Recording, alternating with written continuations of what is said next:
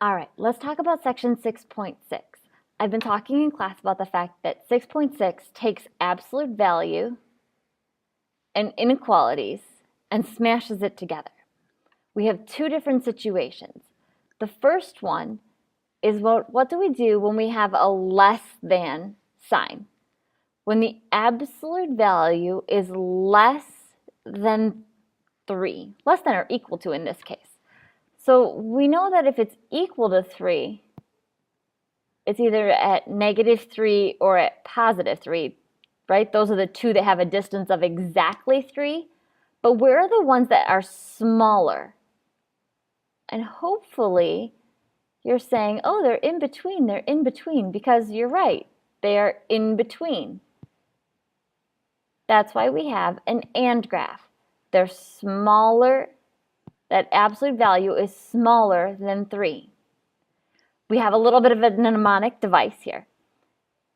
Less than, less than.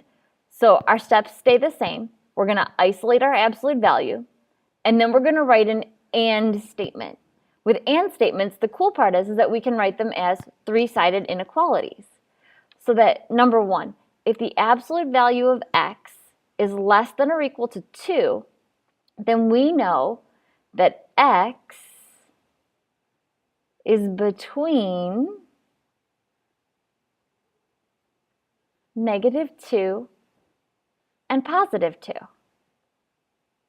And we know that that between graph, in this case my points are closed because I have an equal to, and the points that are between 2 and -2 are between.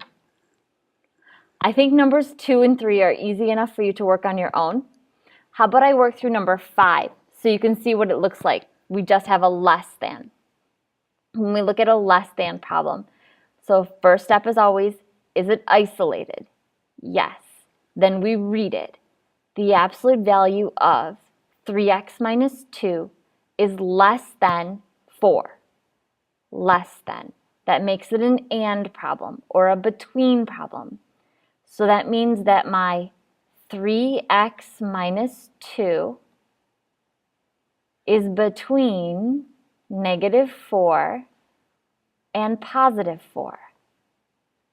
This time my inequality symbol does not have equal to. It's a three-sided problem, so we solve it just like we've been doing for the past few days. Whatever we do in the middle, we also have to do on the left and on the right. So -2 is less than 3x, which is less than, oops, I forgot to write it, 6. And then we'll divide by 3 to get x alone. Divide by 3. This time I won't forget. So that we get -2/3, not 1/3, 2/3, are less than x, which is less than 2.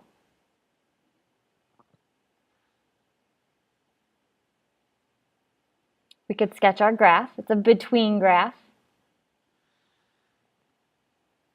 Our first point will be open at -2/3. Yeah, it barely fits in here. So -2/3 and an open dot at 2. And our points are in between.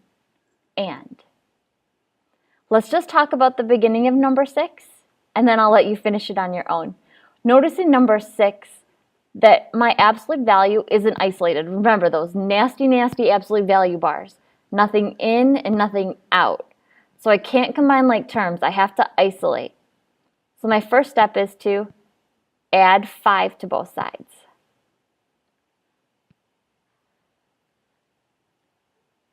X plus 1 inside the absolute value bars, ooh, a little long there, are less than 8. To take my bars off, I have to write two equations, which in this case I'm going to write as a three-sided problem because I have absolute value less than, and I can put it as -8 is less than x plus 1 is less than 8. Working my three-sided problem, subtract 1 from all three sides, -9 less than x less than 7. So x is in between -9 and +7. So somewhere in this zone. So now let's talk generally about OR problems. Hopefully the mnemonic device here just simply jumps off the page. Great OR absolute value of x is greater than 3. So if we're thinking about that number line, right, 0, 1, 2, there's -3, 1, 2, there's +3.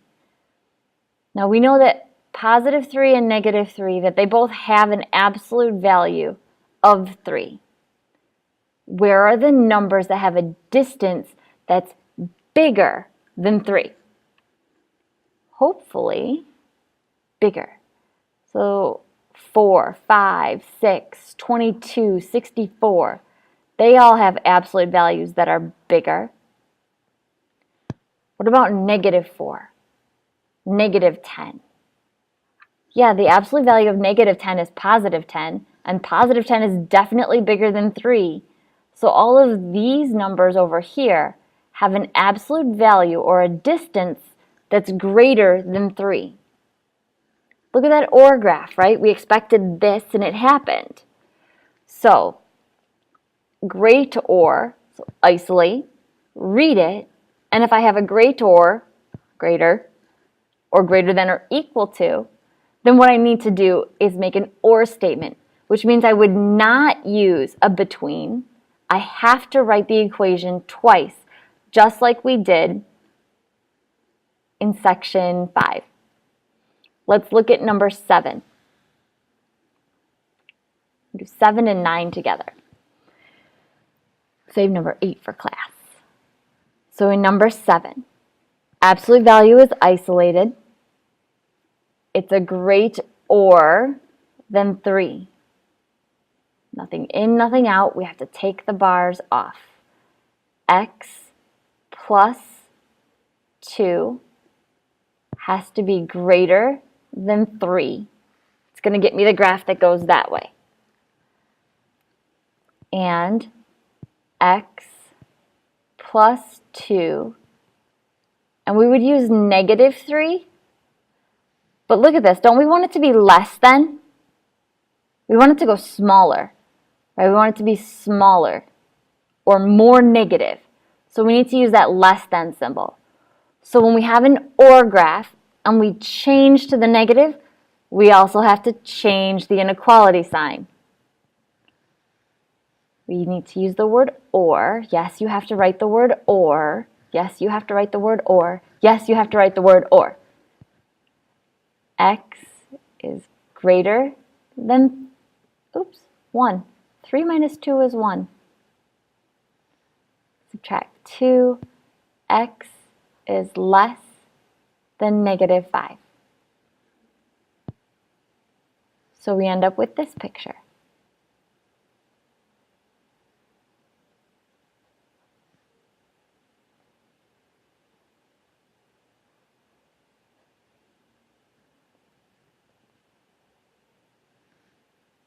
Points over here work, the points over here work, but the ones in between do not. Let's look at number 9. Remember, absolute value is snotty. Can't do anything until it's isolated. To isolate, we need to add 6.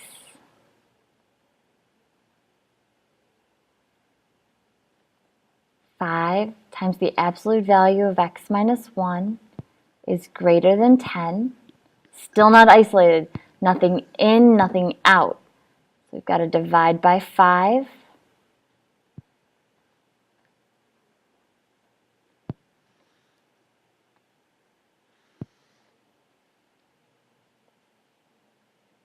So the absolute value of x minus 1 is greater than 2.